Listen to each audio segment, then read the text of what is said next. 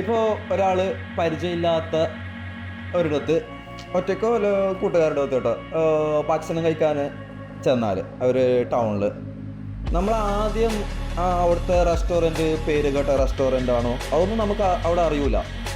പുതിയതായിട്ട് എത്തിയതാണ്. അപ്പോൾ ഗൂഗിളിൽ തന്നെ റിവ്യൂ ഇപ്പോൾ പെയ്ഡ് റിവ്യൂ ആണോ അതും അറിയില്ല.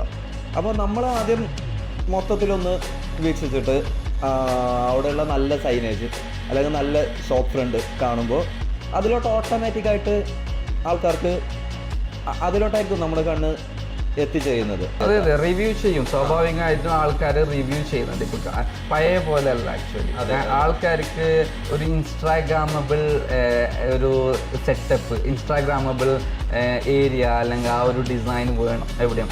ഒരാൾ നല്ലൊരു ഇൻറ്റീരിയറും നല്ലൊരു സൈനേജും ഉള്ള സ്ഥലത്താണ് ആൾക്കാർ പോവുക, ഫോട്ടോ എടുക്കുക, അതിൽ ഇൻസ്റ്റാഗ്രാമിലോ അല്ല സോഷ്യൽ മീഡിയ ബാക്കിയുള്ള സോഷ്യൽ മീഡിയയിലോ പോസ്റ്റ് ചെയ്യണമെന്നുണ്ടെങ്കിൽ അവർക്ക് ആ ഒരു ഇത് കിട്ടണം.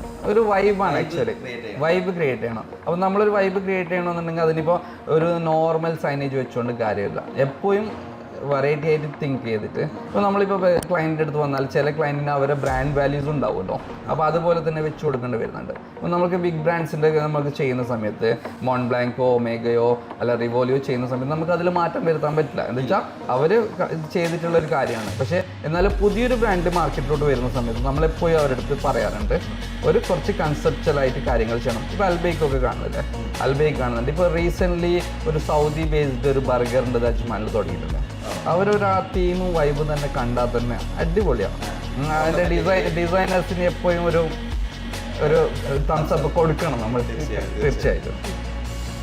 നമുക്ക് വീണ്ടും ഇതുപോലുള്ള കാര്യങ്ങളിൽ നമ്മൾ ഡിസ്കസ് ചെയ്യുന്ന സമയത്താണ് നമ്മളെ എന്താണെന്ന് വെച്ചാൽ നമ്മളെ മനസ്സിനകത്തുള്ള കാര്യങ്ങളും നമ്മളെ ചിന്തയിലുള്ള കാര്യങ്ങളും നമുക്ക് ഡിസ്കസ് ചെയ്യുന്ന സമയത്താണ് നമുക്ക് ഇതിനെപ്പറ്റി കൂടുതലായിട്ട് അറിയാൻ പറ്റുക.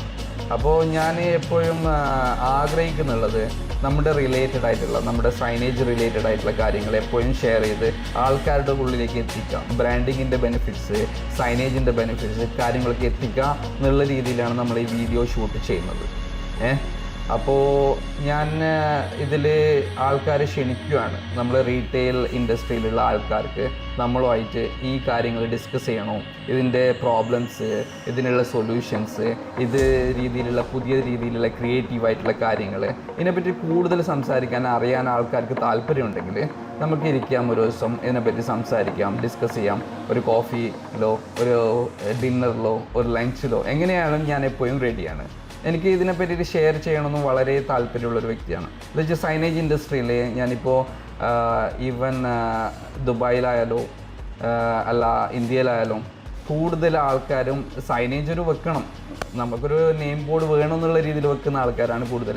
അതിലുപരി അതിൻ്റെ ആവശ്യകത മനസ്സിലാക്കി അതിൻ്റെ അഡ്വാൻറ്റേജ് മനസ്സിലാക്കിയിട്ട് അത് വെച്ചാൽ അത് അവർക്ക് തന്നെ ഗുണം ചെയ്യും. അവരെ ഫുഡ് ട്രാഫിക് കൂട്ടും, അവരെ ഭംഗി വർദ്ധിക്കാൻ കൂടുതലായിട്ട് സാധിക്കും. പിന്നെ അതുകൂടാണ്ട് ആൾക്കാർ അവരെ ഈ സൈനേജിൻ്റെ ഭംഗി കണ്ടിട്ടാണ് അവർ ഇൻറ്റീരിയറിലോട്ട് വരുന്നത്. ആൾക്കാർ ഇൻറ്റീരിയറിൽ കുറേ ചിലവിടുന്നുണ്ട്. അപ്പോൾ ആൾക്കാർ ചിന്തിക്കാറില്ല അതിനൊരു ഭംഗി കൂട്ടണോ, ആൾക്കാർ നമ്മുടെ കസ്റ്റമർ വന്നാൽ കാണണോ എന്നൊക്കെ ചിന്തിക്കാറുണ്ട്. പക്ഷേ സൈനേജിൻ്റെ കാര്യം എത്തുമ്പോൾ ആൾക്കാർ അതിൽ കോംപ്രമൈസ് ചെയ്യുന്നുണ്ട്. അതൊരിക്കലും കോംപ്രമൈസ് ചെയ്യേണ്ട എന്നാണ് എനിക്ക് പറയാനുള്ളത്.